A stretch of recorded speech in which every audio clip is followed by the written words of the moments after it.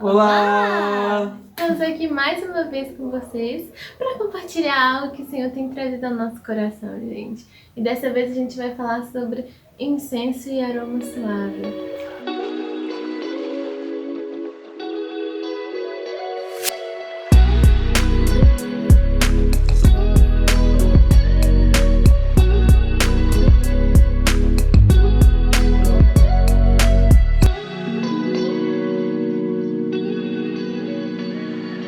E o que é isso, né?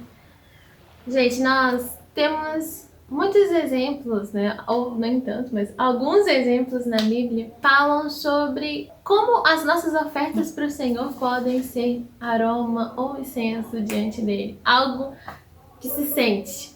E eu até separei alguns aqui para vocês, como por exemplo em Salmo 141:2, que diz: Seja a minha oração como incenso diante de ti, e o levantar das minhas mãos como a oferta da tarde. E também em 2 Coríntios, no capítulo 2, versículo 15, que diz: Porque para Deus somos o aroma de Cristo entre os que estão sendo salvos e entre os que estão perecendo. Verdade. Então a gente tem essas analogias.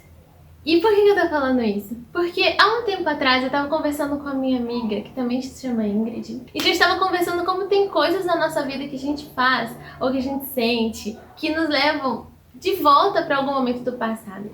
Você já tiveram alguma experiência de sentir o cheiro de algo e sentir quase que uma viagem nostálgica? Ou até comendo alguma coisa, ou ouvindo uma música?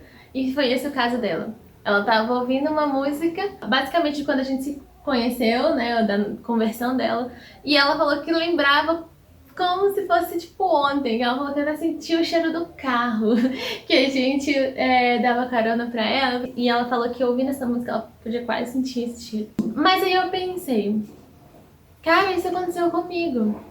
Há alguns anos atrás, eu passei por uma fase muito complicada na minha vida. E nesse momento dessa fase complicada, eu comprei um perfume que na época eu gostei muito, muito mesmo. E depois que o Senhor me libertou dessa fase, graças a Deus, eu não conseguia mais sentir o cheiro desse perfume. Eu sentia o cheiro dele e eu lembrava da sensação que eu tinha naquela fase, e era terrível. Virou algo repulsivo, virou algo assim, nossa, que sensação horrível. Mas nesse momento que eu pensei nisso, eu pensei também, e se eu fiz isso com Deus? E se eu faço isso com Deus? Gente, a gente pode oferecer algo puro, algo lindo, algo assim, que Deus realmente recebe como aroma agradável. Principalmente, às vezes, no início ali da conversão, né? Quando a gente não pensa muita coisa, a gente só quer agradar a Deus, a gente só quer estar com Jesus, só quer levar o reino. A gente não pensa muito nas consequências.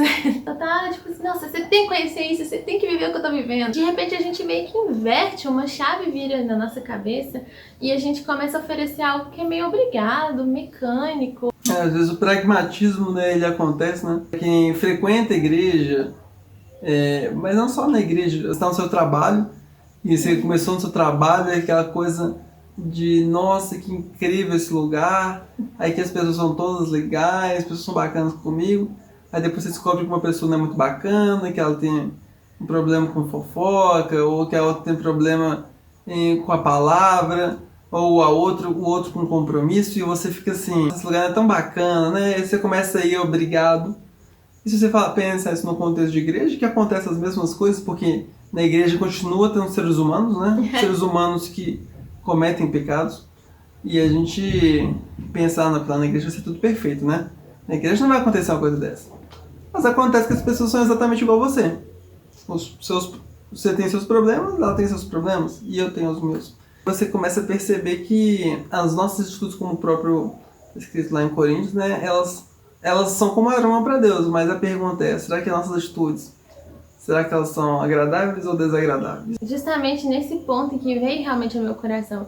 Se eu senti o cheiro de um perfume que eu gostava tanto e hoje ele se tornar algo repulsivo, será que a gente não está fazendo isso com Deus em algum momento? Será que a gente acha que está ali adorando em espírito e em verdade, mas na verdade não é nada mais do que um sentimento ou uma emoção de momento, e depois quando você sai, acabou, né? Foi só aquilo mesmo, vou viver minha vida normal. É difícil porque, querendo ou não, eu sei que eu passei por isso, né? Talvez você também, né, tenha essa fase. Teve um tempo para trás aí que eu tava andando igual um zumbi, eu, sei lá, só o corpo andava, mas eu tinha, assim, muitas coisas que eu fazia no automático. Eu fui e falei assim, Deus, eu tô me sentindo muito... Inclusive dentro da igreja, né, É, cristã. somente. Tava sentindo um sepulcro caiado, né? Que é aquela pessoa que é linda por fora, mas podre por dentro. E às vezes a gente tem essa sensação, né, de que, bom era no passado, bom é quando eu vivi isso, bom quando eu vivi aquilo, né? Aquele Colecionador sentimento, de memória. colecionador de nostalgia. A fé ficou É, parada ficou no lá no passado. tempo, E isso aqui, Jesus, ele nos propõe viver coisas novas todos os dias, né? Então, eu me pego pensando, como você disse, né? Sei lá, sabe quando você às vezes Por exemplo, eu tenho uma mania minha, talvez quem tem esse tipo de toque como eu vai se identificar. Toda vez que eu mordo, sem querer, o garfo, meus dentes todos começam a tremer, porque eu lembro da sensação que eu tive quando eu mordi muito forte o garfo.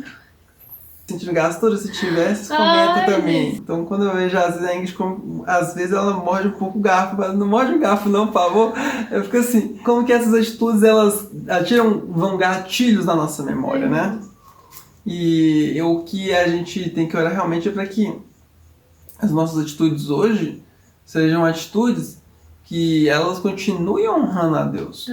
Porque a gente vai ter que fazer isso até o dia da nossa morte. Ou até o dia que o Senhor voltar, né? E além, na verdade, né? A gente vai poder adorar finalmente em plenitude, né? Com o corpo glorificado. Mas até lá, a gente tem uma advertência do nosso Senhor também lá em Malaquias 1:10. Se um de vocês fechasse as portas do templo, assim ao menos não acenderia o fogo do meu altar inutilmente. Não tenho prazer em vocês, diz o Senhor dos Exércitos, e não aceitarei as suas ofertas. Isso é muito constrangedor, porque a gente hoje criou uma mentalidade que Deus aceita qualquer tipo de adoração, ou qualquer tipo de louvor, qualquer tipo de oração. E a Bíblia mostra pra gente que não é assim. Ele tem parâmetros, muitos parâmetros. E é óbvio que a gente não vai conseguir fazer exatamente da forma como agrada a Ele perfeitamente, porque nós não somos perfeitos, porque nós somos pecadores. A gente não tem como chegar de fato ali no que Deus realmente quer que a gente faça, no sentido de adorar, de louvar, porque o pecado está corrompendo a gente ainda. Mas existe uma forma, se a gente realmente ler a palavra, se a gente se dedicar a isso, de saber como a gente pode chegar um pouco mais perto disso. Não começar a misturar as coisas, né? Deus aceita qualquer tipo de louvor, Deus aceita qualquer tipo de oferta. Qualquer tipo de vestimenta que eu uso, qualquer tipo de palavreado. Porque Deus é amor, Ele me aceita do jeito que eu sou, né? Realmente, Ele aceita que você venha a Ele da forma como você está. Ele não espera que você tenha uma mudança sozinho antes para você começar a seguir Deus certinho depois. Vem como você está. E eu vou te transformar, porque essa que é a mentalidade do Evangelho. Você vem como você está, mas você não pode ficar como você está. Você tem que ser mudado, você tem que ser transformado para o melhor de você. E o melhor de tudo, para o melhor diante do Senhor e diante dos homens. Se Deus realmente aceitasse qualquer oferta, não teria tantos cenários de Deus negando ofertas que foram levantadas para Ele. Como, por exemplo, Caim, que trouxe uma oferta e Abel trouxe outra e ele foi favorável à oferta de Abel. Ou quando os filhos de Arão, eles ofereceram um fogo profano no altar e eles foram consumidos por isso. Então, como dizer, né, que essa oferta pode, essa oferta não pode? Lendo. Não tem outro jeito, porque a palavra de Deus é realmente ela que é a nossa mediadora. Né? A gente viu uma reflexão muito linda a respeito disso recentemente, que basicamente se você diz que Deus te revelou A, e eu falo que Deus me revelou B, e o Rafa fala que ele revelou C, como é que nós vamos saber realmente qual é a palavra de Deus e que Ele deseja? Somente na palavra que Ele mesmo deixou pra gente. Só a Escritura. Porque ela aquilo que bate o martelo pra dizer, é isso que Deus diz. É isso? É isso, gente. Então, nossa oração e nosso desejo é que vocês sejam tocados por essa mensagem. E que vocês, se lembrem também dos momentos bons que vocês teve com o Senhor, mas que você seja um incenso agradável diante de Deus. Que quando o Senhor sentir o seu aroma, que Ele pense, eis o meu filho amado, minha filha amada, e não nossa, tira isso de perto de mim porque isso aqui não dá. E como é que a gente faz isso? Sempre estando com o coração entregue a Deus. Tem uma palavra que é muito forte quando o apóstolo Paulo ele comenta sobre a Santa Ceia, quando ele fala, né, que o homem examine-se a si mesmo, né, ao tomar da ceia. E nós temos que fazer esse exercício diariamente. Senhor, como eu estou com o Senhor? Senhor, eu estou bem com o Senhor? Não no sentido de você ficar desesperado, meu Deus, vai me fulminar. É mais no sentido de, poxa, eu estou casado com a Ingrid. Se eu não fizer de tudo para o meu casamento der certo, às vezes eu vejo ela, e aí, tudo bem, amor? Se eu não faço de tudo para que esse relacionamento esteja bom, nunca vai ser bom. Então, que essa palavra toque seu coração e que você seja um aroma suave diante de Deus aí, assim como bem nós. gostoso e cheiroso. É isso, gente. Então, beijo. Com Deus e tchau.